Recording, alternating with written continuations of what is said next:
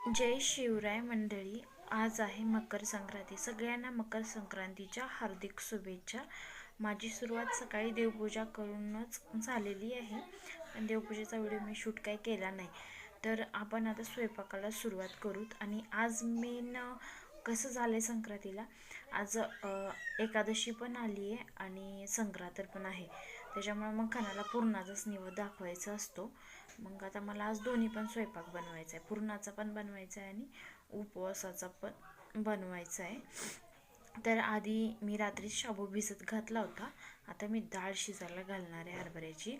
तर हरभऱ्याची डाळ एकदा छान खळखळीत धुवून घ्यायची आणि कुकरमध्ये टाकून त्याचं 3 शिट्ट्या करून घ्यायच्या. आणि शाबू पण करणारच आहे आणि शाबूची तर रेसिपी मी आधीच टाकलेली आहे. आता ही कुकरमध्ये जी आपण डाळ टाकली आहे ना, तर डाळीपेक्षा पण वर 2 इंच पाणी ठेवायचं, म्हणजे पाणी जास्तच ठेवायचं आणि एक 3-4 शिट्ट्या देऊन डाळ व्यवस्थित शिजून घ्यायची.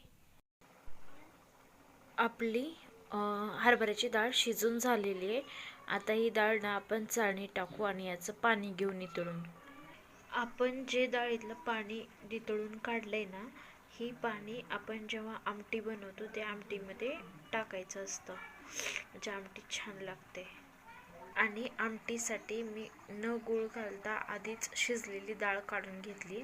त्या डाळीला मी वाटून बाजूला ठेवणार आहे. आणि आपल्याला पुरणासाठी जी लागणारी डाळ आहे ती ही आहे. आता ही सगळं ठेवली आहे.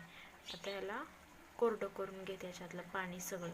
जी आपली पुरणासाठीची डाळ आहे ना, याच्यातलं पूर्ण पाणी कोरडं करून घ्यायचं. नंतर गूळ किंवा साखर ॲड करायचा, तुम्हाला जे आवडते ते. आणि यातलं पाणी जर पूर्ण नाही कोरडं झालं तर पुरण पूर्णपणे पातळ होऊन जातं. तर माझं पाणी आता कोरडं झालेलं आहे. मी त्यात 1 वाटी गूळ घालून घेते, कारण आपण डाळ पण 1च वाटी घेतलेली होती त्याच्यामुळे. आणि त्यातली थोडीच डाळ मी आमटीसाठी काढून घेतलेली आहे. पण बरोबर 1 वाटी गूळ टाकला ना तर गोड चांगली लागते पोळी.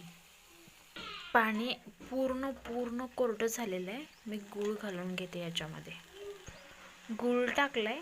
आता छान गूळ पण हलवून घ्यायचा आणि सगळं व्यवस्थित शिजवून गुळाचं पाणी पूर्ण आटूपर्यंत शिजवायचं. आणि चांगलं कोरडं झालं की नंतर थोडं थंड झालं की चाळणीतून वाटायचं.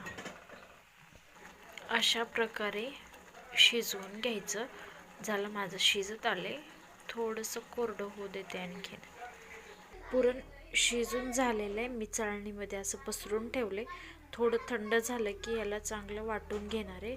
वाटल्यानंतर आपलं पुरण रेडी होणार आहे पोळ्या करायला. अशा प्रकारे आपलं पुरण वाटून झालेलं आहे. मस्त पुरण झालेलं आहे. आता मी पोळ्या करून घेणार आहे. पुरणाची रेसिपी आवडली असेल तर नक्की चॅनलला सबस्क्राईब करा आणि एक लाईक करा. धन्यवाद.